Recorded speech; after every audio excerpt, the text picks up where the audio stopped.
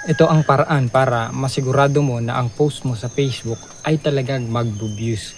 Meron tayong paraan na talagang magugustuhan mo at kapag ka ginawa mo siguradong magkiklik ang video na pinost mo ngayon pa lang mismo. Marami na tayong nabanggit sa unahan sa unang mga video pa natin pero ngayon ito ay dapat na marinig at gawin nyo rin regular posting. Kapag ka ikaw ay nagpo-post na regular, siguradong sigurado ako na walang pupuntahan at paparoon yan sa mga views na marami. Ibig sabihin, dadami ang views mo dahil consistent ka, regular posting, hindi kung kailan lang magustuhan kasi kapag ka pumasok na, kung kailan lang magustuhan sigurado na hindi na yan gagana. Sigurado naman na mawawalan ka na rin ng gana dahil hindi ka nga nagpo-post ng regular. Ito ang hindi ginagawa talaga ng karamihan. Yung first 1 hour na pinost nila yon ay hindi nila pinapansin. Ibig sabihin kapag kakapost mo pa lang ng video ay asikasuhin mo agad para naman ito ay mapansin ng algorithm. Ibig sabihin kapag ka may nag-comment, reply agad. Kapag ka kapopost mo pa lang, share mo agad. Kapopost mo pa lang ay dapat na yan ay inaasikaso mo.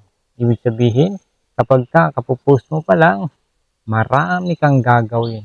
Mag-stay ka dyan sa account mo na yan para naman sigurado iyan ay maging kapanapanood at madetect ni Facebook na yan ay talagang kapaki-pakinabang nagugustuhan ng viewers.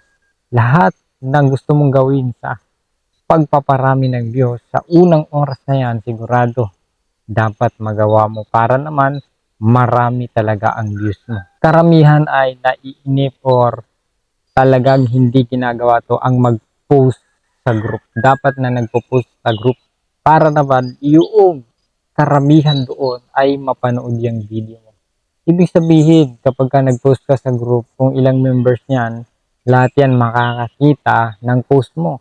Kung nakita nila lahat yan, yaan ay isa na sa mga engagement, pampadami ng views, pampadami ng comment. Ibig sabihin, ma-spread yung video mo. Marami pa rin ang nagtataka. Bakit wala pa silang views? Bakit nagtataka? Kasi nga, hindi nagkakaroon ng maraming views. Meron palang hindi ginagawa. Hindi sila nakikipag-collab. Kailangan makipag-collab para naman ma-spread sa mga viewers ng ka-collaboration mo, ka-partner mo, yung views mo mapunta rin sa mga viewers niya. Ibig sabihin, pareho kayo mag-merge ng viewers.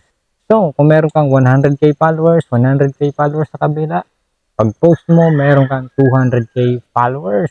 Ganun kaganda ang collaboration. Kaya kung nagustuhan mo ang video na to, maaaring mag-subscribe sa ating channel at huwag kalimutang mag-like. Thank you so much.